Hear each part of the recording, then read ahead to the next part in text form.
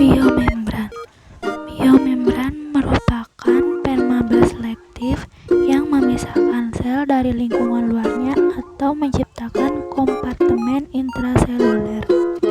Fungsi dari biomembran dapat dikatakan juga sebagai alat pengontrol transfer dan difusi dari ion-ion atau molekul-molekul sebagai kerangka penyusun enzim-enzim kendaraan transport antar organel sel, tempat pembentukan beberapa makromolekul, dan sebagai sumber informasi. Biomembran terbagi ke dalam 3 kategori, yaitu membran plasma, membran sitoplasma, dan membran nukleus. Senyawa utama penyusun membran adalah protein dan lipid.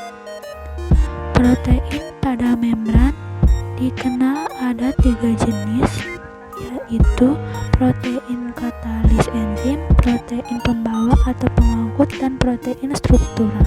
Yang kedua yaitu nukleus. Nukleus merupakan inti sel yang menjadi pusat komando pada sel eukariotik. Terdapat juga fungsi lain dari inti sel atau yang disebut dengan nukleus, yaitu yang pertama, menyimpan informasi genetik ke dalam bentuk DNA. Yang kedua, mengontrol pertumbuhan dan pembelahan sel. Yang ketiga, mengatur metabolisme sel dengan cara mensintetis berbagai enzim.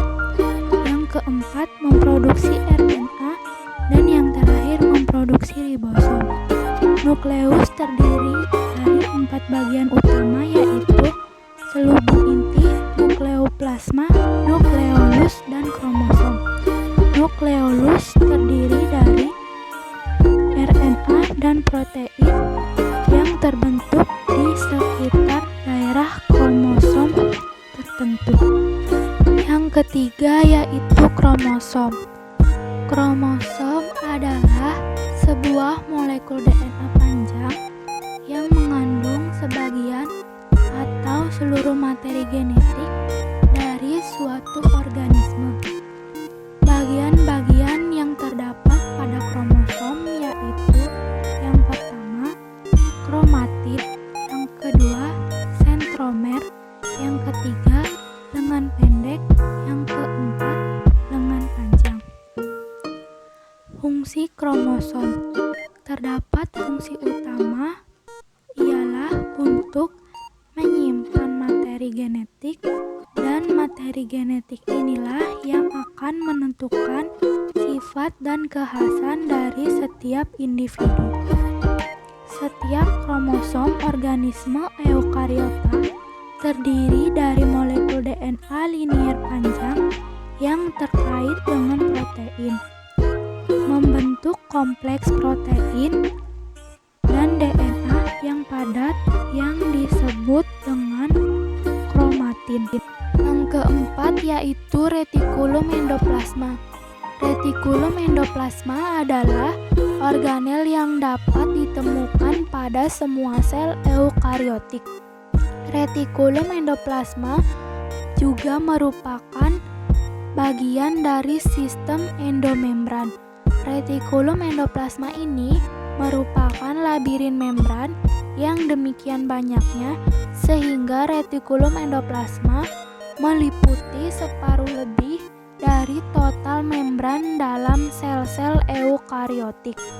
Fungsi dari retikulum endoplasma yaitu mendukung sintesis protein dan menyalurkan bahan genetik inti sel dengan sitoplasma, dan berfungsi sebagai alat transportasi zat-zat di dalam sel itu sendiri, dan juga menetralkan racun atau detoksifikasi, misalnya retikulum endoplasma yang telah tersedia di dalam sel-sel hati.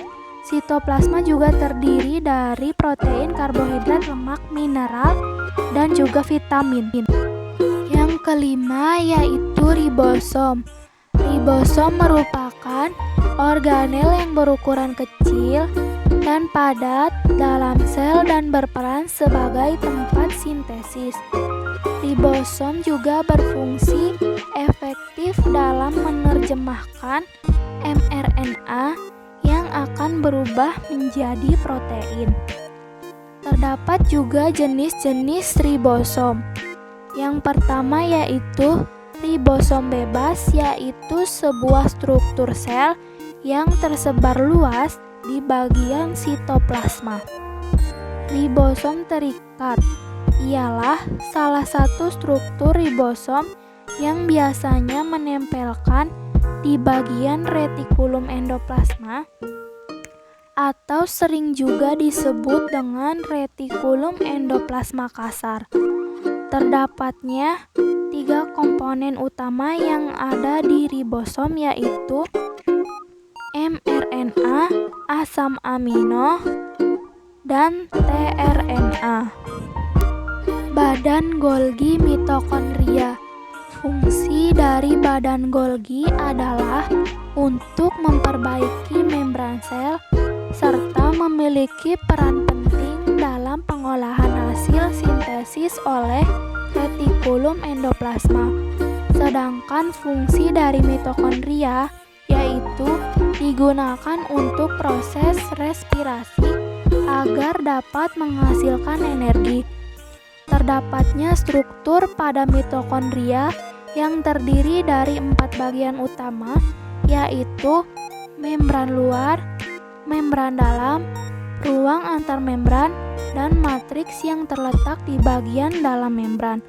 Sedangkan struktur pada badan Golgi yaitu berupa berkas kantung yang berbentuk cakram yang menjadi serangkaian pembuluh yang sangat kecil di ujungnya.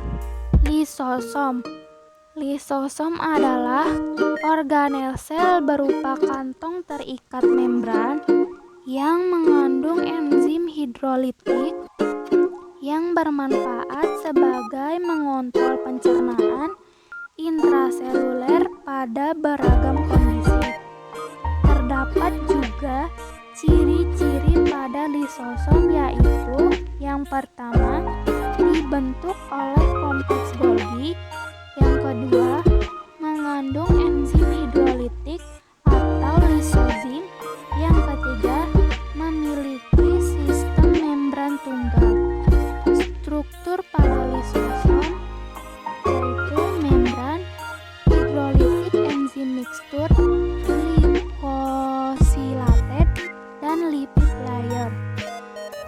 Fungsi utamanya lisosom adalah yaitu yang pertama endositosis, fagositosis, dan yang terakhir autofagi.